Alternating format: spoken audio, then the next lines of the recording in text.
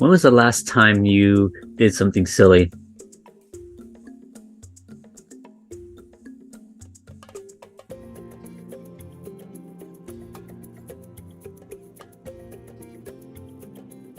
What's good, y'all? Welcome back to another episode. Recently, I was inspired from one of my co-workers, boss, managers, someone above me that's very knowledgeable in what he does. He used an analogy which I will give to you guys. Imagine you have a big old bowl of spaghetti. This bowl of spaghetti that we have in us, this freshly cooked spaghetti, it's very sticky from the starch and the water that has left the spaghetti. Smells great. We're not going to eat it. Instead, we're going to toss this at a wall. When we toss the spaghetti, the sticky spaghetti at the wall, at least from our experience, some of the noodles stayed on the wall. The rest of it fell. What was the reason behind that? Well, I did not cook the food, nor do I cook spaghetti too often, so I would not have a confident answer to tell you guys. Go check that out for yourselves and let me know. But the whole point of this demonstration he showed us was spaghetti is like our thoughts. We have a lot of thoughts that run through our brains. And if we come across a problem, we have the opportunity to put thought into possible solutions. Not all of these thoughts will become ideas. However, a lot of random thoughts are better than no thoughts at all. They're very similar to not any action, but for the most part, taking action is better than no action in most cases. And this raised the question from both the spaghetti analogy and real life. How do we make those thoughts stick, not thick? How do we make those ideas become reality?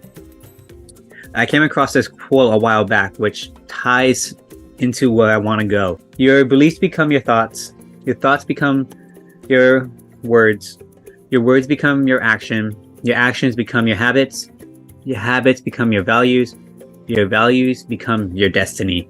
We hear that our actions define who we are, or our actions tell other people about us. So are these thoughts that come in our brain, how do we separate good ideas, good thoughts from bad thoughts? You want to picture, or you want to think, what is the goal? What is your outcome? Or why do you have this problem that you are trying to solve? And what are you trying to gain from solving this problem? So you want to continue asking these questions rather than coming up with a solution. Business entrepreneurs and salesmen would train new hires all the time. You want to know where your client is coming from. You would want to ask questions to get to know what product or what resource will be best suited or will best help out the client. When it comes to ideas, separating those good ideas from bad ideas is to ask for help and bounce off. You will hear this from people when it comes to brainstorming. Bounce off ideas. Feedback is a great thing to have. Not all feedback would be good. However, it's better to have more thoughts from different people, more input, at least good input that is in the same ballpark. You wouldn't want to have, let's move back with our spaghetti analogy. You don't want to have expired spaghetti or uncooked, half-baked spaghetti mixed with the good spaghetti. Your ideas. You don't want half thought out ideas to be mixed in with good ideas, because that just messes up the whole process. So hopefully that made you hungry for spaghetti, made you a spaghetti enthusiast. But more importantly, that's just what came to mind when it came to that spaghetti analogy. It's amazing how capable we are when we are given the opportunity to think critically, or just